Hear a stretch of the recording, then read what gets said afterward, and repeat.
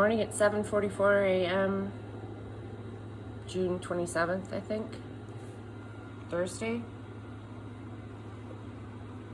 All right, let's read chapter 5 of Proverbs. Nothing but sin and bones. Dear friend, pay close attention to this, my wisdom. Listen very closely to the way I see it. Then you'll acquire a taste for good sense. What I tell you will keep you out of trouble. The lips of a seductive woman are oh so sweet. Her soft words are oh so smooth. But it won't be long before she's gravel in your mouth, a pain in your gut, a wound in your heart. She's dancing down the primrose path to death. She's headed straight for hell and taking you with her. She hasn't a clue about real life, about who she is or where she's going. So my friend, listen closely. Don't treat my words casually. Keep your distance from such a woman. Absolutely stay out of her neighborhood. You don't want to squander your wonderful life, to waste your precious life among the hard-hearted. Why should you allow strangers to take advantage of you? Why be exploited by those who care nothing for you? You don't want to end your life full of regrets, nothing but sin and bones, saying, oh, why didn't I do what they told me? Why did I reject a disciplined life? Why didn't I listen to my mentors or take my teachers seriously? My life is ruined. I haven't one blessed thing to show for my life. Never take love for granted. Do you know the saying, drink from your own rain barrel, draw water from your own spring-fed well? It's true. Otherwise, you may one day come home and find your barrel empty and your well polluted.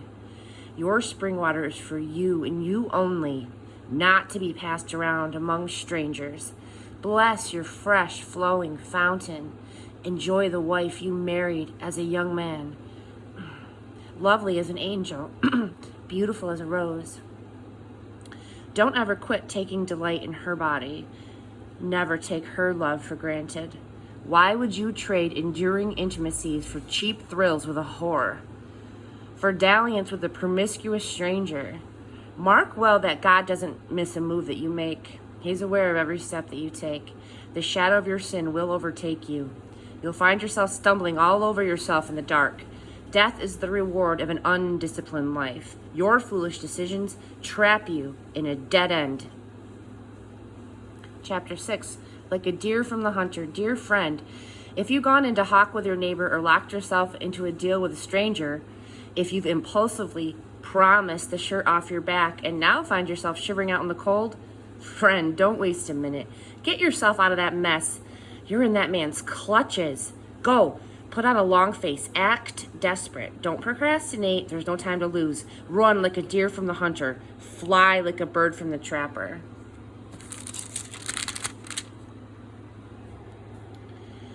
A lesson from the ant. You lazy fool. Look at the ant. Watch it closely. Let it teach you a thing or two. Nobody has to tell it what to do. All summer it stores up food.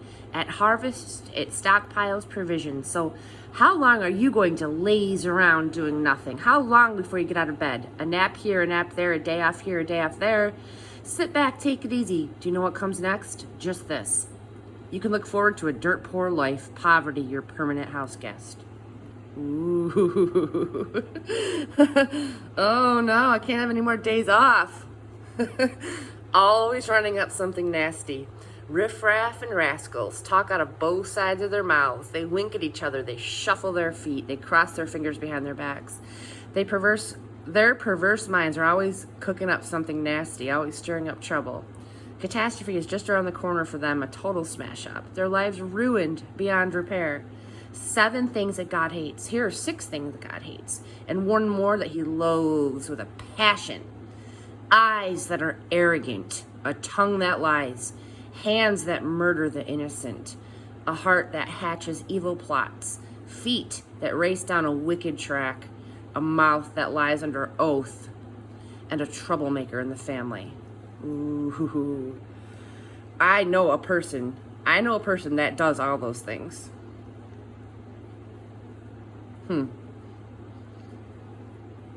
Headed straight to hell.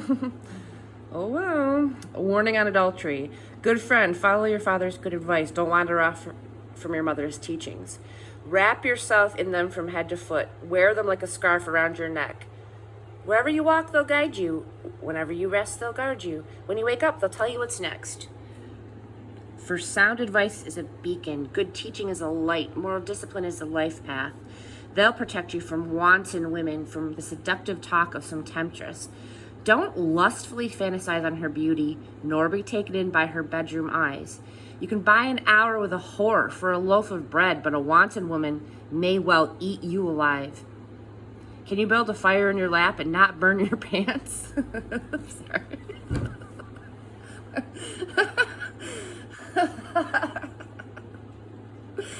Can you walk barefoot on hot coals and not get blisters? Some people can. It's the same when you have sex with your neighbor's wife. Touch her and you'll pay for it. No excuses. Hunger is no excuse for a thief to steal. When he's caught, he has to pay it back, even if he has to put his whole house in hock. Adultery is a brainless act, soul-destroying, self-destructive, except a bloody nose, a black eye, and a reputation ruined for good. For jealousy detonates rage in a cheated husband. Wild for revenge, he won't make allowances. Nothing you say or pay will make it right. Neither bribes nor reason will satisfy him. Dressed to Seduce, Chapter 7. Dear friend, do what I tell you. Treasure my careful instructions. Do what I say and you'll live well. My teaching is as precious as your eyesight, so guard it. Write it out in the back of your hands. Etch it in the chambers of your heart. Talk to wisdom as to a sister. Treat insight as your companion. They'll be with you to fend off the temptress, that smooth-talking, honey-tongued seductress. That danged temptress. She's always lurking around, isn't she? As I stood at the window of my house, looking out through the shutters, watching the mindless crowd stroll by, I spotted a young man without any sense.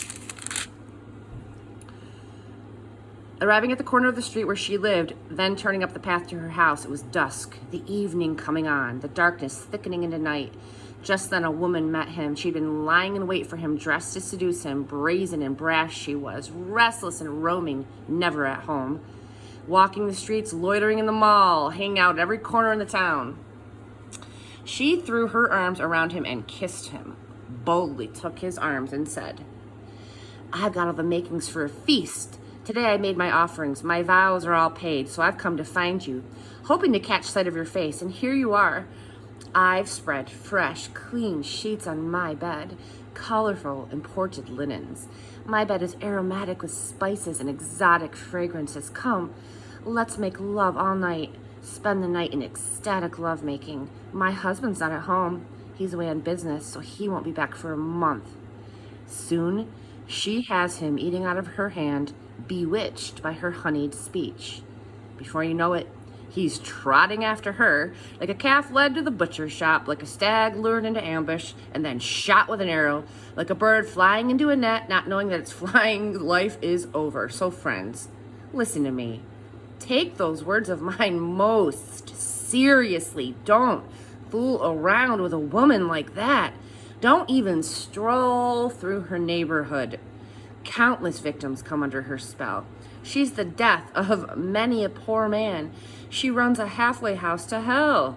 Fits you out with a shroud and a coffin. Chapter 8. Lady Wisdom calls out. Do you hear Lady Wisdom calling? Can you hear Madam Insight raising her voice? She's taken her first stand at First and Main. At the busiest intersection, right in the city square where the traffic is thickest, she shouts, You! I'm talking to all of you, everyone out here in the streets. Listen, you idiots, learn good sense. You blockheads, shape up. Don't miss a word of this. I'm telling you how to live well. I'm telling you how to live at your best. My mouth chews and savors and relishes truth. I can't stand the taste of evil. You'll only hear true and right words from my mouth. Not one syllable will be twisted or skewed. You'll recognize this as true, you with open minds. Truth-ready minds will see it at once. Prefer my life disciplines over chasing after money and God knowledge over a lucrative career. For wisdom is better than all the trappings of wealth. Nothing you could wish for holds a candle to her.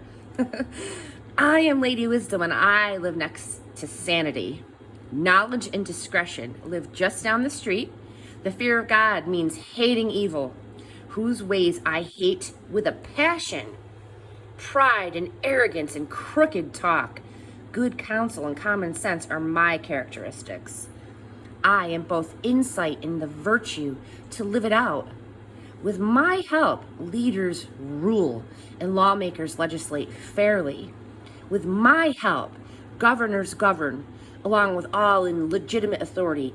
I love those who love me. Those who look for me find me. Wealth and glory accompany me. Also substantial honor and a good name. My benefits are worth more than a big salary, even a very big salary. The returns on me exceed any imaginable bonus. You can find me on Righteous Road. That's where I walk, at the intersection of Justice Avenue, handing out life to those who love me, filling their arms with life, armloads of life.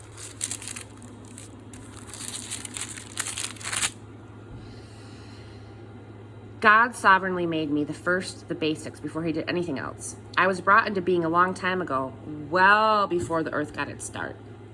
I arrived on the scene before ocean, yes, even before springs and rivers and lakes, before mountains were sculpted and hills took shape. I was already there, newborn.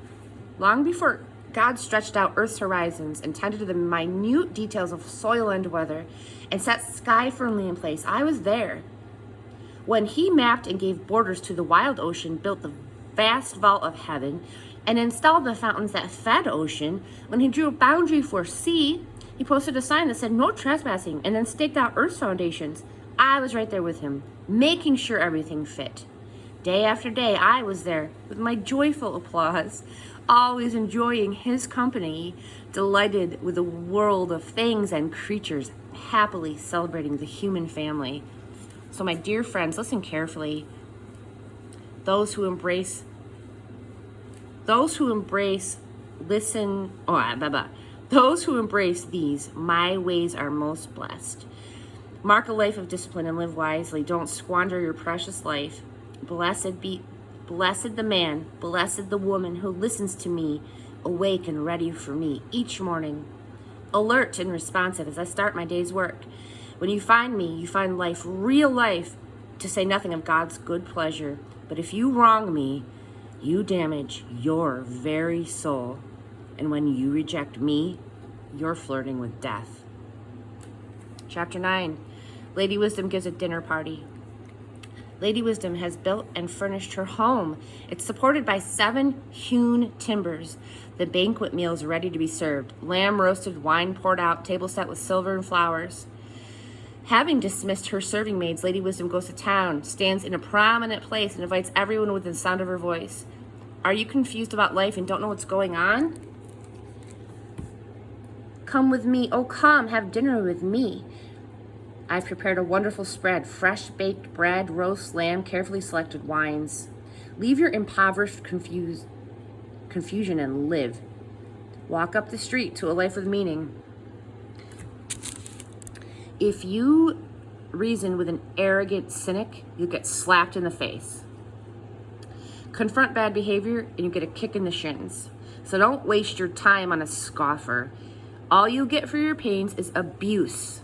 But if you correct those who care about life, that's different.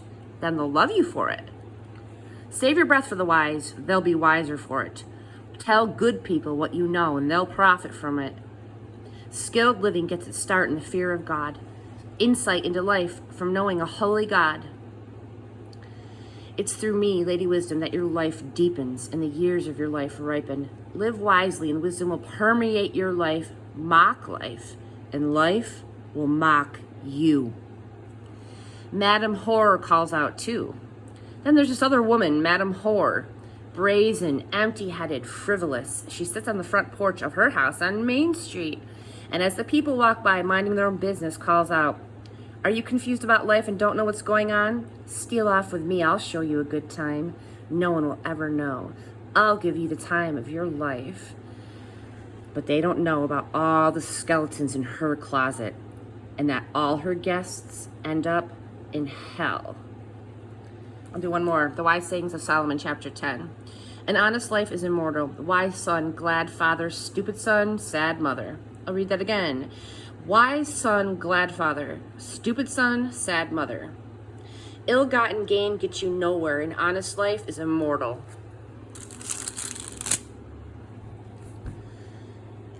God won't starve an honest soul, but he frustrates the appetites of the wicked.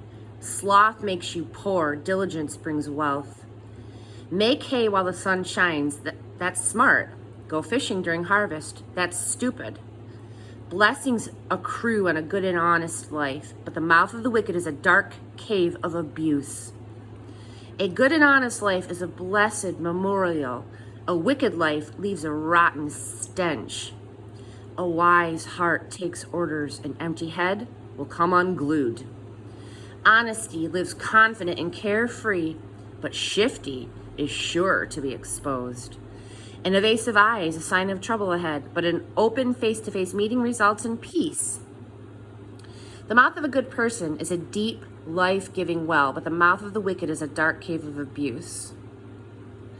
Hatred starts fights, but love pulls a quilt over the bickering. You'll find wisdom on the lips of a person of insight, but the short-sighted needs a slap in the face. The wise accumulate knowledge, a true treasure, but know-it-alls talk too much, a sheer waste. The road to life is a disciplined life. The wealth of the rich is in their bastion. The wealth of the rich is their bastion. The poverty of the indignant is their ruin. The wage of a good person is exuberant life. An evil person ends up with nothing but sin. The road to life is a disciplined life. Ignore correction, and you're lost for good. Liars secretly hoard hatred. Fools openly spread slander.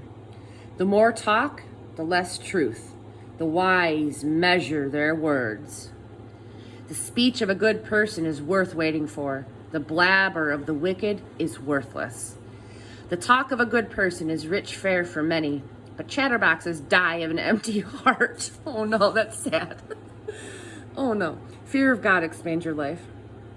God's blessings makes life rich. Nothing we can do can improve on God. An empty head thinks mischief is fun, but a mindful person relishes wisdom. The nightmares of the wicked come true. What the good people desire, they get. When the storm is over, there's nothing left of the wicked. Good people, firm on their rock foundation, aren't even fazed. A lazy employee will give you nothing but trouble. It's vinegar in the mouth, smoke in the eyes.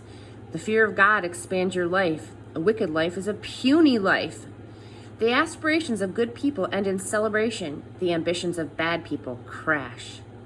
God is a solid backing to a well-lived life, but he calls into question a shabby performance. Good people last. They can't be moved. The wicked are here today, gone tomorrow. A good person's mouth is a clear fountain of wisdom. A foul mouth is a stagnant swamp.